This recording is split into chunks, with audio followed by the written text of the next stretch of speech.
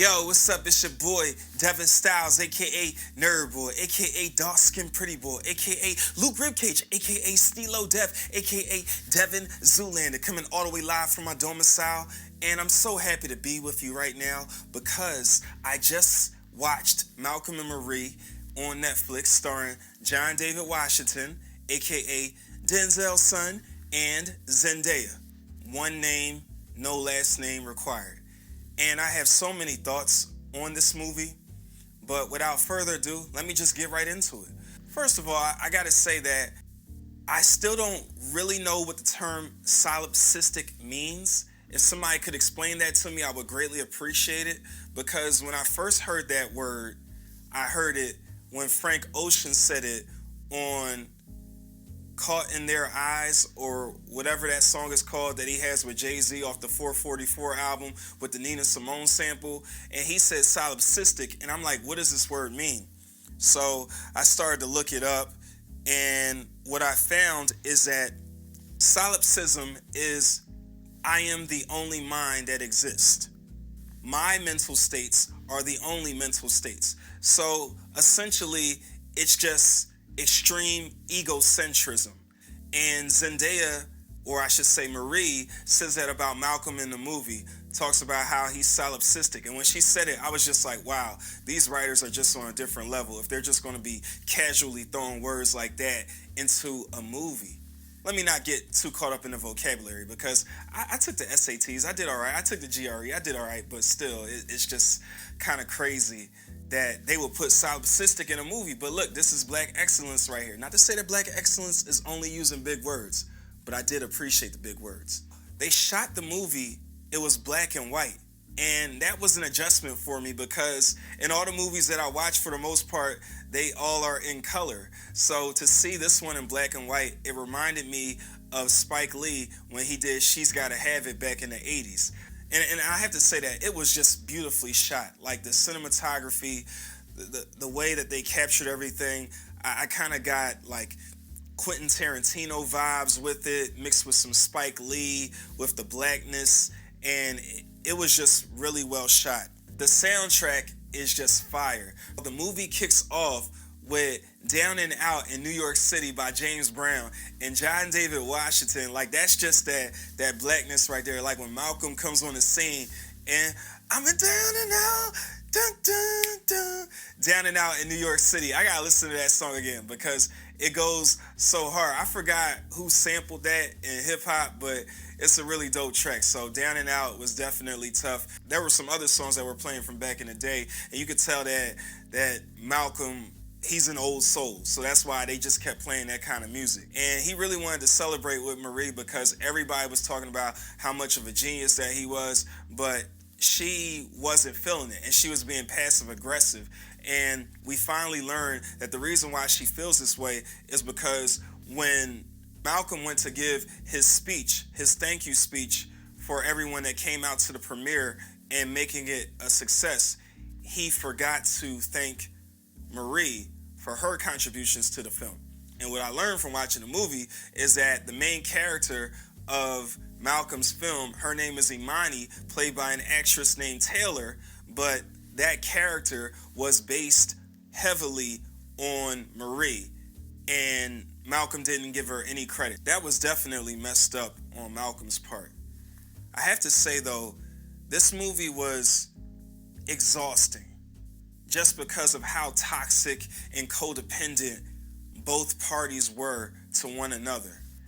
Malcolm really took her for granted. I didn't like when they were arguing how he just kept name dropping and referencing all the different women that he slept with. He spent this whole movie trying to disprove her argument that Imani is based on my life. And he just did everything in his power to discredit her. And I think that's just because he fell into this role of being the savior, and anything that she says that might undercut his inspiration for the film, he just wasn't having it. All right, let's keep moving. There were so many lines that caught me. One of the lines that caught me was when Marie said, lack of jealousy is normally a good thing unless it borders on indifference. And that just speaks to her feeling like, Malcolm, you take me for granted. You're not even concerned about if I'm talking to another guy, if my arm is around his arm. He just was really not paying her any mind. He actually spent most of the night like walking around and smiling and taking pictures with Taylor, and Marie wasn't feeling that at all. And what we learned as part of that is because Marie is like, yo, you should have cast me as Imani instead of Taylor. And it's just really crazy how many pot shots they take at each other. And it's just like one big argument that never ends. Something that really struck me was Malcolm's struggle with his own identity. Because naturally, as a young black filmmaker, he probably feels like I have authenticity, I'm connected to the things that I'm writing about. But Marie kept saying, like, dog, you really not like that. You're really not about that life. You basically copy my whole life, but all these white people think that you're a genius when you're really not. And she went on to talk about how, yo, you grew up in a 2-parent household. Both parents were gainfully employed. Your sister is a big-time blogger. Like, you really haven't been through the struggle like I have, yet you want to act like you have been in the struggle, and you really haven't. I thought that the way Malcolm kept struggling with the concept of authenticity, and he was really pushing back. Every time Marie would say, your movie isn't really that authentic, or it could have been more authentic if you had cast me in it. And he just really struggled with that. And I think that's just because as a black man, he feels pressure to not only represent his community, but to also make sure that he is viewed as a legitimate filmmaker in white people's eyes. And it really makes me think a lot about how we put so much emphasis on being recognized at the Grammys and the Oscars and the Emmys and all these award shows that are produced by white institutions that are inherently anti-black. So it's just kind of an interesting thing, that duality of being a black man trying to thrive in a white world and get his respect. Meanwhile, the person that means the most to you, your girlfriend Marie, keeps telling you, dog, that's really not it. Like, stop it. You're really not that authentic with what you're doing. For all of the actors out there, I have to say that this movie is chock full of monologues that you can use to audition for any role. So much good writing. I just felt like it was really, and it's really hard to say why it's good writing, but it's just the vocabulary, the timing.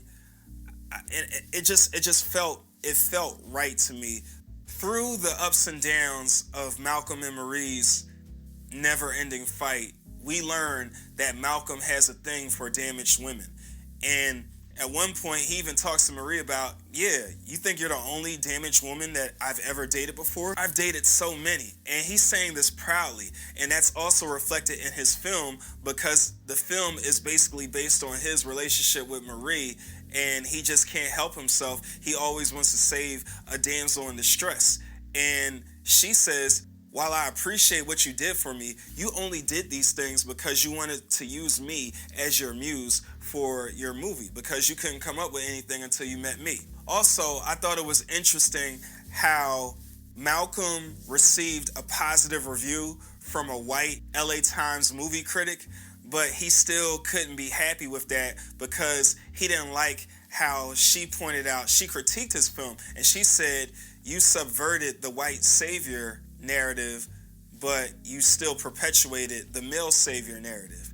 And he didn't like that at all. And I really kind of dug in when he was talking about because I'm a straight man, I can't really have a voice. I really like how he said that, because I think sometimes it is challenging for straight men to be able to make sure that they are on point when it comes to gender issues and portrayals of women in films. I really like that they put that in the movie, that even a person who is black can still commit problematic behaviors or commit problematic acts with their depictions of women in film if you don't have women that are working with you in the writing room. Marie was really depressed, suicidal, damaged, all those things.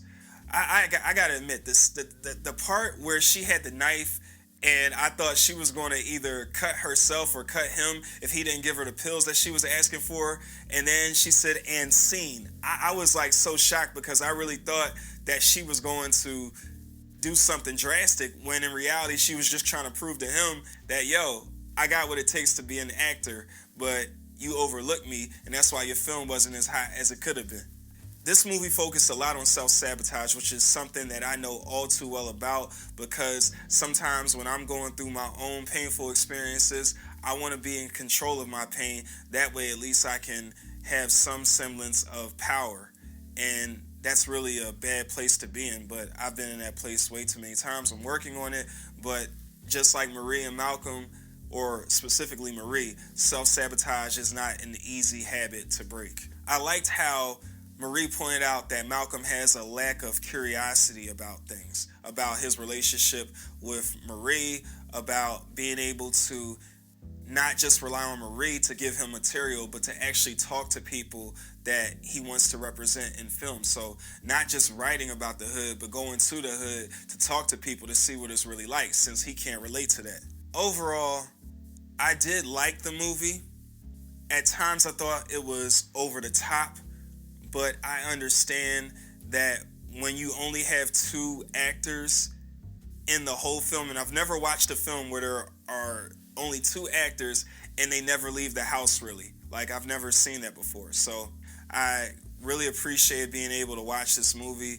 I'm really excited to hear what you all think about this. So please like, comment, subscribe, and I look forward to hearing from you all about this later. This has been another vlog with your boy Devin Styles, aka Nerdboy, aka Dark Skin Pretty Boy, aka Luke Ribcage, aka Stilo Dev, aka Devin Zoolander, coming all the way live. Alright, peace.